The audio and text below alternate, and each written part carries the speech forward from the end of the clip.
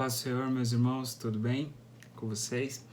Eu, como prometido, eu venho aqui contar a segunda parte do meu testemunho e eu quero, como propósito desse testemunho, é edificar a vida dos irmãos, porque eu sei que muitos podem estar passando pelo que eu passei, pois eu perdi uma das pessoas mais importantes da minha vida, que foi a minha mãe. Passei pelo processo da doença do Covid, fui internado, fiquei 50 dias internado no hospital e desses 50 dias, 38 de UTI e 22 dias entubado. Cheguei a fazer a traca, tem até uma marquinha da traca aqui e ainda estou com algumas sequelas, né? Ainda tenho algumas sequelas. Mas como eu havia prometido no vídeo anterior, eu vou passar para minha esposa contar um pouco do que ela passou, um pouco do sofrimento e depois eu volto para mostrar, para falar um pouco do testemunho que ainda continua, né? Porque eu ainda estou em processo de recuperação. Eu quero chamar aqui a Laodiceia para gravar nessa parte.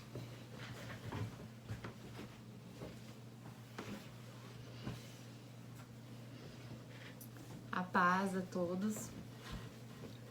Também vou falar um pouco do que a gente viveu, né? Todo esse processo junto, sofremos bastante. No início achávamos que seria algo no tratamento mesmo da Covid somente, e como o Rodrigo era muito novo, os médicos prometiam que seria um tratamento rápido, que ele se recuperaria logo.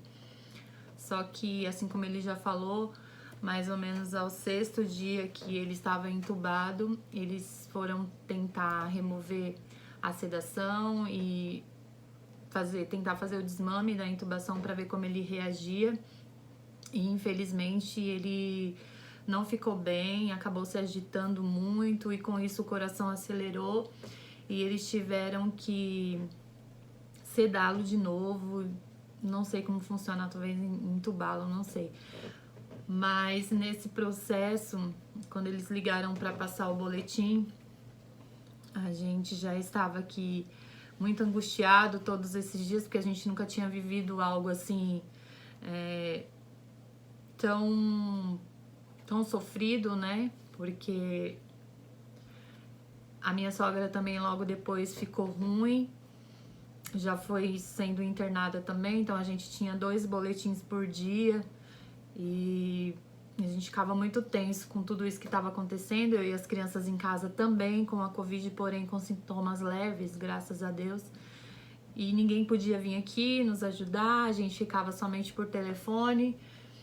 Mas quando o médico deu o próximo boletim do outro dia que eles tentaram desentubá-lo, ele falou, com os 2 dias depois, ele falou que estava tendo uma complicação no tratamento e logo depois eles descobriram a bactéria que o Rodrigo tinha pegado, talvez nesse processo de trocar a sedação, eles tinham contraído uma bactéria, não sei como.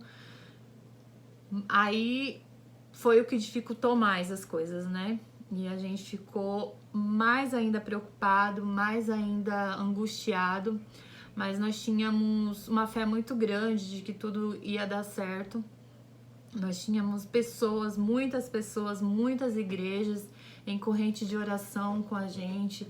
Eu recebia diariamente assim muitas mensagens, muitas orações, muitos louvores que edificavam a nossa fé, né? Mas a gente é ser humano e às vezes nós ficamos com muito medo, mas eu tinha uma profunda certeza de que tudo ia dar certo.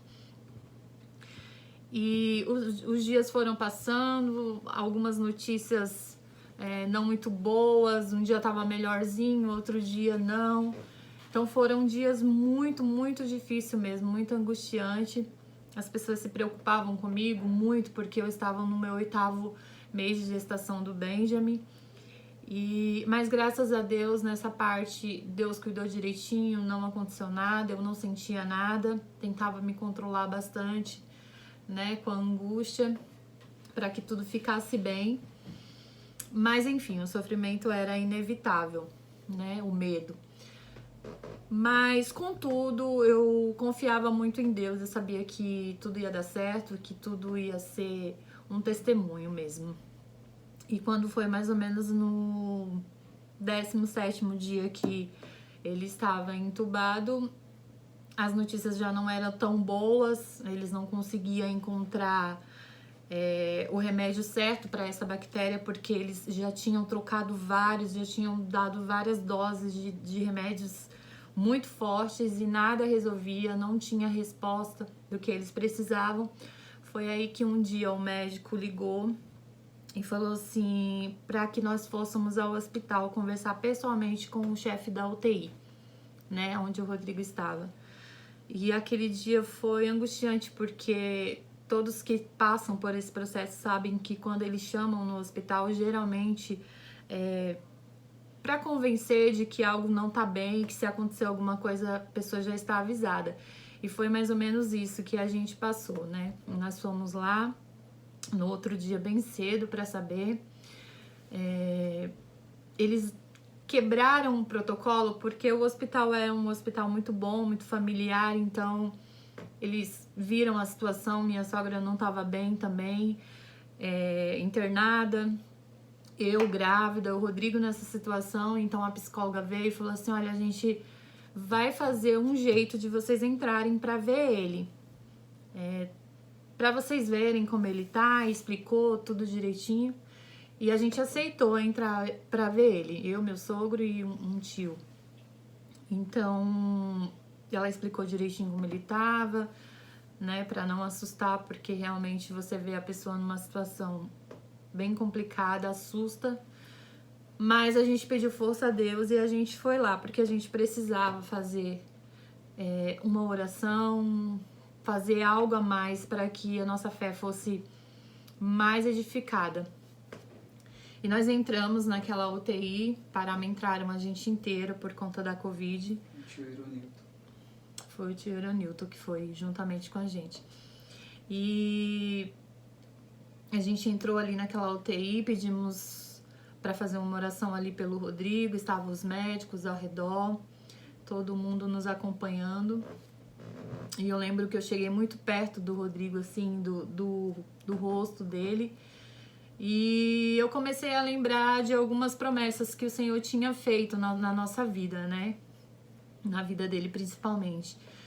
E eu falei tudo aquilo pra ele, eu contei o quanto a gente tinha um carinho enorme por nós, por ele, o quanto as pessoas estavam orando, muita gente orando, tinha um batalhão de pessoas orando, porque naquele momento ainda era tudo novo, a gente não conhecia tantas pessoas que tinham pegado essa doença. E foi um movimento muito grande, assim, né, de pessoas em oração. E eu falei muita coisa ali, falei que o nosso bebê tava para vir, que ele ia criar junto, e a minha fé ali foi bem profunda, né? Eu sabia que talvez ele não estivesse escutando, mas queria também estar ali lembrando que Deus estava no controle de tudo, até para que os médicos vissem também. E depois, quando o médico conversou com a gente, falou que já tinha feito alguns procedimentos e que ainda teria alguns para realizar, porém não tinha muito mais o que fazer. Basicamente, ele falou isso. Eu lembro que eu falei para ele, olha, doutor, eu não entendo quase nada do que vocês fazem. Eu sei que Deus está no controle de tudo, que vocês são ferramentas usadas para salvar a vida aqui. E eu tenho certeza que o Rodrigo vai sair dessa, porque nós temos um Deus poderoso que pode todas as coisas e que vai tirar ele daqui para honra e glória do nome de Jesus. E nós saímos dali com medo, mas convictos de que tudo ia dar certo.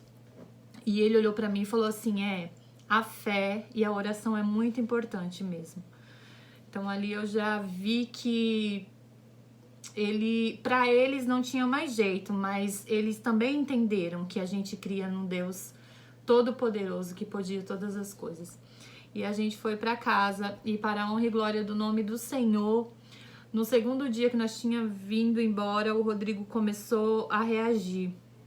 Ele começou a ter alguns sintomas de melhora. E quando os boletins chegavam, que a médica falou assim, olha, eu não sei como, mas ele hoje deu uma acordada, a gente tentou tirar a sedação e deu certo. E para honra e glória do nome do Senhor, as notícias só foram melhorando. Foram bem devagar, muito devagar. Se tem uma coisa que a gente aprendeu também com esse processo de doença, dessa doença, foi com a espera. Porque o processo era muito lento, tanto que hoje ainda nós temos sequelas ainda, né, com o pé do Rodrigo, mas isso é o mínimo, por tudo que ele passou. Nós vamos ter calma, nós sabemos que Deus ainda está no controle e que ele vai se recuperar 100%, porque o Senhor é fiel para cumprir o que ele começou. Amém? Então eu quero deixar aqui a minha parte, o meu agradecimento, das orações, de todo mundo que intercedeu. Eu sei, de alguma forma aí você ficou sabendo da nossa história. E o Benzinho também nasceu para a honra e glória do Senhor, perfeito. Deu tudo certo e nós prosseguimos aqui com a nossa família firme e crente que Deus ainda faz milagres. Amém? Vou passar novamente para o Rodrigo. Deus abençoe.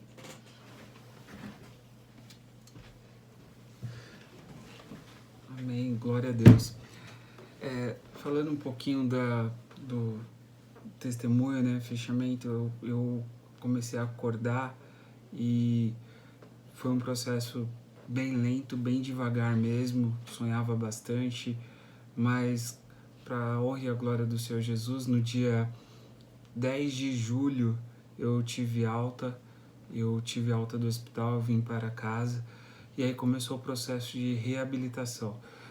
Algumas sequelas que ficaram, os meus pés atrofiaram. Por atrofiarem, eu preciso fazer bastante fisioterapia para fortalecer os músculos da perna e ele voltar ao normal. E recentemente agora eu fiz alguns exames e eu fiquei com uma sequela, pelo menos pode ser ainda uma cicatriz no meu pulmão de 25%.